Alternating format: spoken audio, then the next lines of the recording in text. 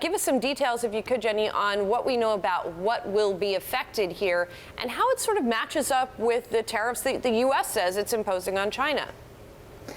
Right. So we're seeing that the U.S. has, after it's gone through a review process under the Section 301 investigation, it said we're imposing the first tranche of tariffs of $30 billion by July 6th. China, of course, has promised it's going to retaliate in kind. It's going to do that on $34 billion. And then we'll see another time frame by the end of July. We will know all the comments and rebuttal comments on the $16 billion, the additional ones that the U.S. is still seeking input.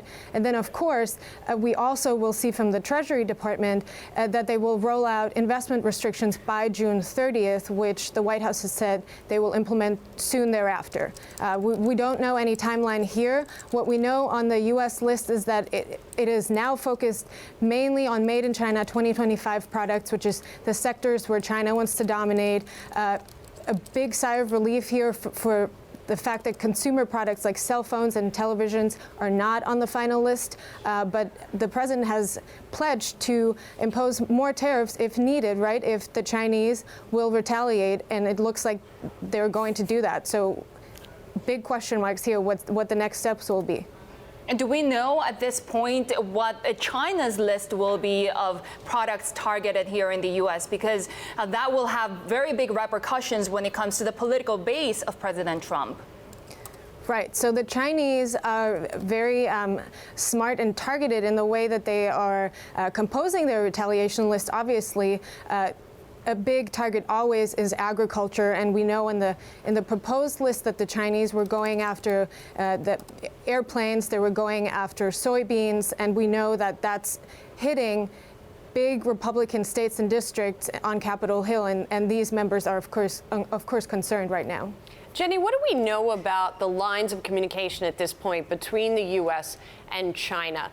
The president has positioned this all along as a means to an end, to getting the U.S. a better deal, and that he hopes for some sort of negotiated solution potentially. Are there still negotiations going on?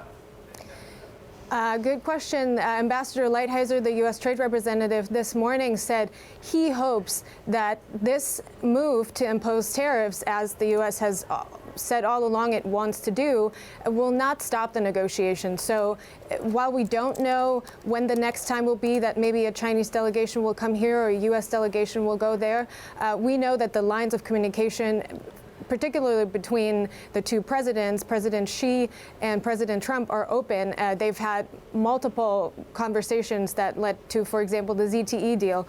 So they are talking. Then we know that, of course, Secretary of State Mike Pompeo was in China after the Singapore summit, and he was talking to Chinese officials there. So they will continue talking. The big question mark now is what will the next step be if the Chinese, in fact, do retaliate? Will the U.S. then say, we are still open to negotiations? And that's really unclear right now.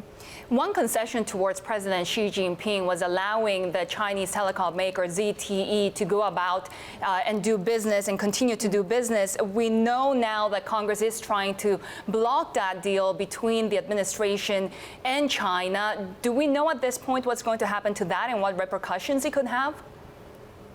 So Congress, or one branch of Congress, the Senate, has moved to say we are actually not okay with this deal. We are blocking it. The Senate and the House bill in the defense spending bills, of course, they have to reconcile these two. And the White House has weighed in just this week saying we are going to what they call fix the language, because the president, of course, has said he's doing this as a personal favor to President Xi Jinping.